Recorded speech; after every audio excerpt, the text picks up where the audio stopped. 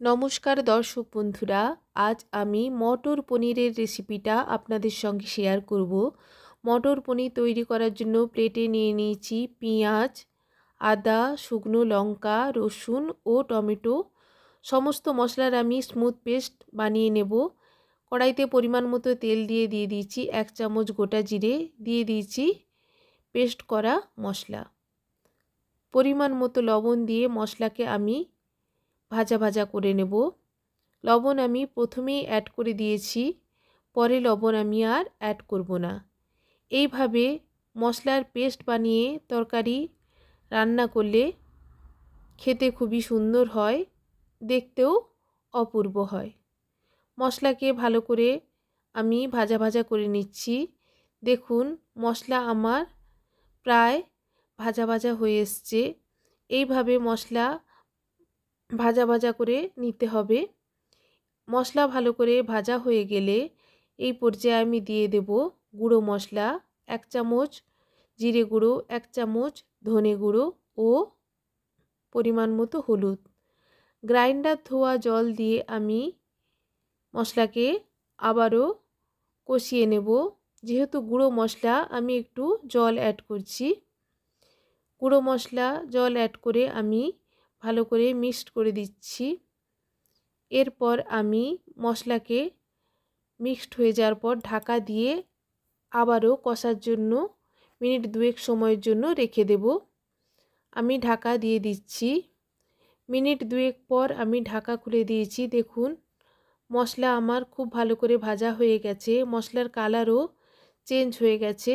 মশলা side থেকে তেল ছেড়ে দিয়েছে এবং কড়াই থেকেও মশলা উঠে আসছে।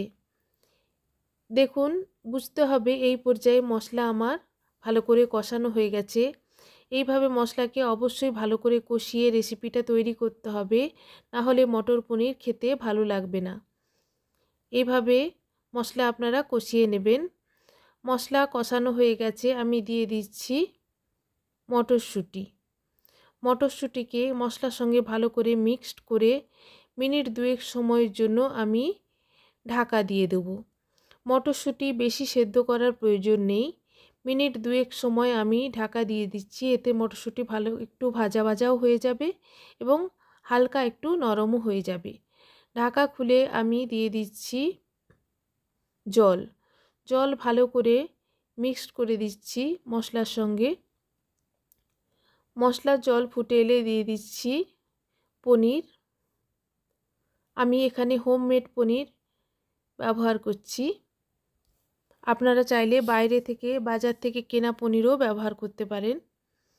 ভালো করে পনিরকে মিশিয়ে দিচ্ছি যাতে করে মশলার ফ্লেভার পনিরের মধ্যে ঢুকে যায়। স্বাদটা ব্যালেন্স করার জন্য দিয়ে দিচ্ছি চিনি, ছড়িয়ে দিচ্ছি ধনেপাতা। আমার রেসিপি তৈরি প্রায়। ওপর থেকে সব শেষে দিয়ে দেব গরম মশলা। গরম মশলা দেওয়ার পর মিনিট 2 আমি স্ট্যান্ডিং টাইমে রেখে দেব। এইভাবে আপনারা রেসিপিটা বাড়িতে অবশ্যই ট্রাই করবেন। আমি ওপর থেকে ছড়িয়ে দিচ্ছি গরম মশলা। আমার রেসিপি রেডি। আপনারা বাড়িতে অবশ্যই ট্রাই করবেন। ভালো লাগলে আমার চ্যানেলকে লাইক, কমেন্ট অ্যান্ড সাবস্ক্রাইব করবেন।